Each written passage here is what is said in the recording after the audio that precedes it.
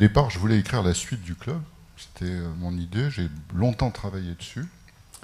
Et j'ai renoncé parce que je n'ai pas réussi. Je voulais que ça soit du même niveau que le club. Et comme je ne trouvais pas de solution, surtout sur la partie finale du roman, je l'ai laissé de côté. Je suis passé à un autre sujet qui me tenait à cœur. Et c'est celui-là. Voilà.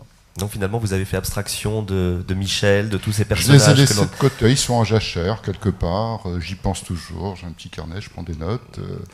Peut-être qu'un jour, j'aurai le déclic. Mais comme on l'a évoqué, ils font quand même une petite apparition à certains moments dans les pages du livre. Oui, tout à fait.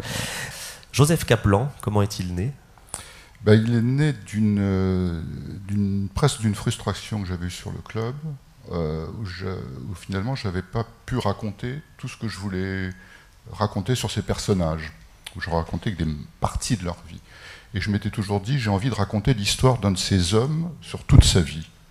Et donc toute cette génération des hommes du club, c'est une génération qui est née autour des années 1910.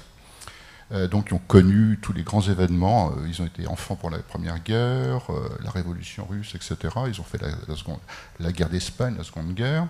Et donc j'avais cette envie de raconter l'histoire d'un de ces hommes sur 100 ans, sur toute sa vie. Donc l'histoire de ce roman, c'est l'histoire de Joseph Kaplan, qui naît en 1910 et le roman s'arrête sur son 100e anniversaire. Quand on fête son 100e anniversaire, il est toujours en bonne santé, à Prague, en 2010.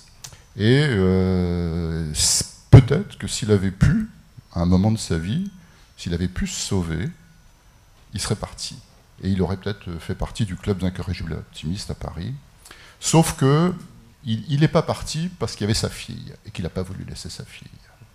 Et alors que les autres membres du club ont laissé leurs enfants, leur famille pour se sauver, il n'a peut-être pas été assez menacé pour partir. À un moment, il le dit, je ne suis pas assez désespéré pour partir. Donc il est resté, il a tout vécu. Et donc c'était cette première envie donc de retraverser le siècle plus complètement et donc de voyager avec lui. C'est l'histoire de Joseph, mais c'est l'histoire de Joseph vue à travers les deux femmes de sa vie, Christine, qui va occuper les 2 tiers du roman, et sa fille Helena, le dernier tiers.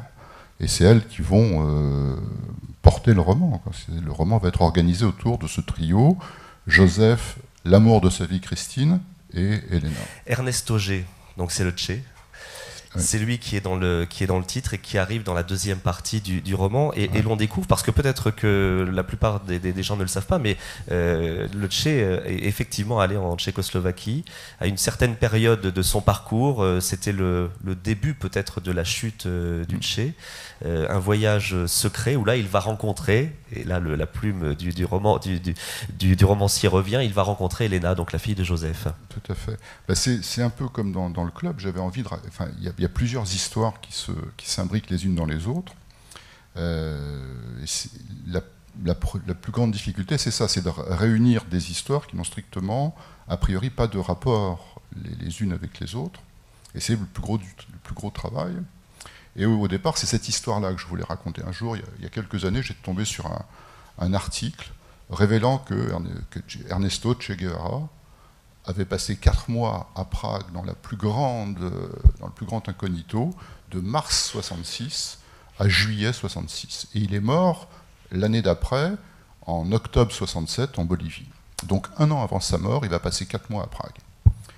Dans une de ses biographies, cet épisode est occulté, il n'existe pas.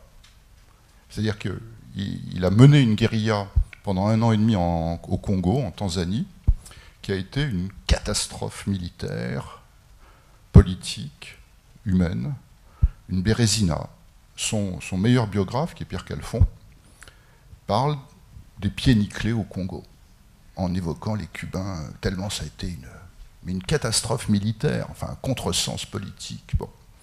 Et quand Che Guevara quitte le Congo, alors que c'est lui qui a initié cette guérilla, il a une récidive de paludisme, alors qu'il avait le palud, il a un nouveau paludisme parce qu'il est tombé sur le seul moustique pour lequel il n'y a pas de prémunition au paludisme, donc il a un paludisme aggravé.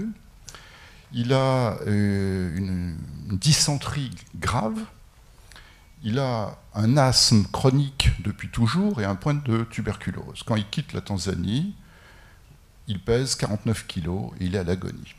Et il va partir dans l'endroit de la Terre où personne ne serait allé, c'est-à-dire il va aller à Prague. Et personne ne sait pourquoi il est allé à Prague. Personne ne sait pourquoi. Il a passé 4 mois à Prague. Et il aurait pu aller à Alger où il était ami avec le président Ben Bella et Boumedienne, avec Ben Bella à l'époque. Il aurait pu aller en Égypte, il était ami avec Nasser, enfin, il aurait pu retourner à Cuba, il aurait pu aller en Argentine, il était argentin, il avait libre de... Bon, et il va aller dans un pays froid, venteux, où il n'y a que du brouillard à cette époque, où il n'y a pas de médecin, et on ne sait pas ce qu'il a fait. Alors, Pierre Calfon a la gentillesse de dire qu'il va préparer l'aventure bolivienne. Ce qui est pas très correct, puisque ce qui caractérise l'aventure bolivienne, où il va partir donc dans la guérilla, c'est qu'elle n'est pas du tout préparée, que c'est une non-préparation du début à la fin qui aboutira à cette catastrophe également militaire. Et on ne sait pas. Et donc j'ai commencé à phosphorer sur cette histoire, parce que c'était quand même mystérieux, qu'est-ce qu'il a fait, qu'est-ce qu'il est allé faire là-bas. Et j'ai inventé, donc c'est ce qu'on appelle en termes littéraires une uchronie, où je raconte ce qui s'est passé pendant ces 4 mois, de mars 66 à juillet 66, et il va rencontrer la fille de Joseph.